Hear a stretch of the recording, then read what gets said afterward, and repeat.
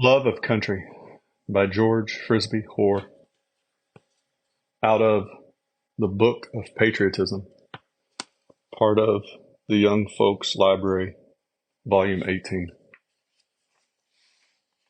Then you come, a little later, back again to the realm of poetry and romance, to the poetry and romance which is, after all, truer than the soberest fact, to Abu bin Adim and the presence that told him that the name of him who loved his fellow men let all the names of those the love of God had blessed.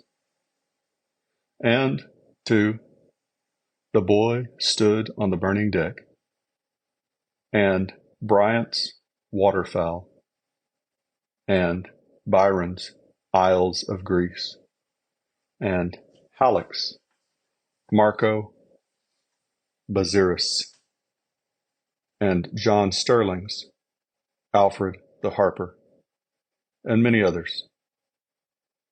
Heroism and patriotism are for the little girl also. I sometimes think that the heroism of women, with their patience and their love, which look for no reward of fame or glory, but only, if it may be, for love in return, is higher and better than anything man can ever give to the country. Let the little girl learn all the stories of noble women, of the Spartan mother who told her boy to come back with his shield or on it, and of the pilgrim mothers, and of Jephthah's daughter. These things may seem commonplace to us, but they will be new to the child. Let all American girls know what their mothers went through in the days when the country was born, and the wolf and savage roamed in the forest by the log cabin, where the brave mother was left alone with the children inside. Tell them the story of the comfort woman has been to husband and son throughout the whole story of heroism. Let every American girl learn to give her husband and her brother and her son high counsel, so that he may never be tempted to fail in any hour of trial by thinking of her. Let every American girl know by heart the story of Lady Rachel Russell, when her husband died on the scaffold for English freedom and for ours. She sat by his side through the trial with a courage equal to his own. And then, when the hour of his doom came, Bishop Burnet, who was with him, says, Lady Russell returned alone in the evening. At 11 o'clock, she left him. He kissed her 4 or 5 times, and she kept her sorrow so within herself that she gave him no disturbance by their parting. As soon as she was gone, he said to me, Now the bitterness of death is past.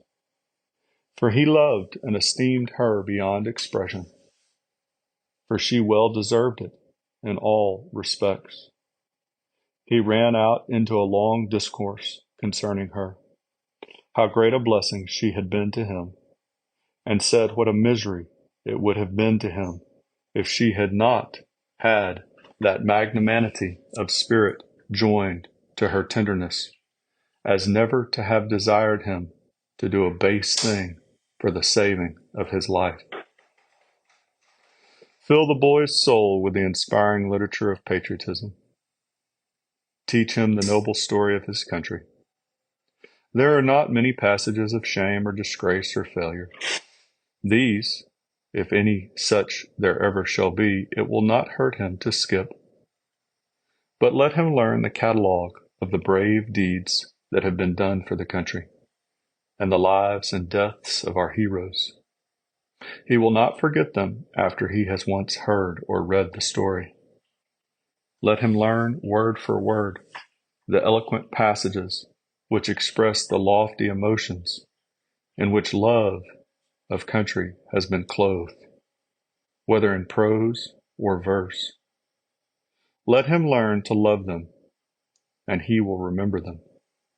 That is what is meant by learning by heart and not by rote.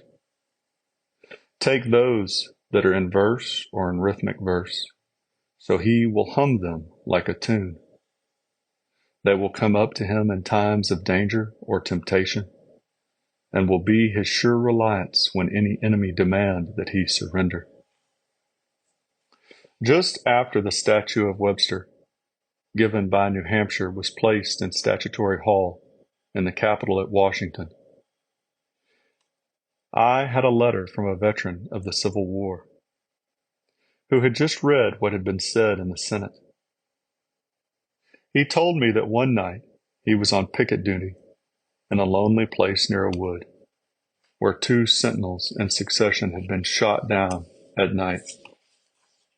Just before, he said that as he paced up and down, expecting every moment that his death shot might ring out from the thicket, he kept up his courage by repeating to himself over and over again the great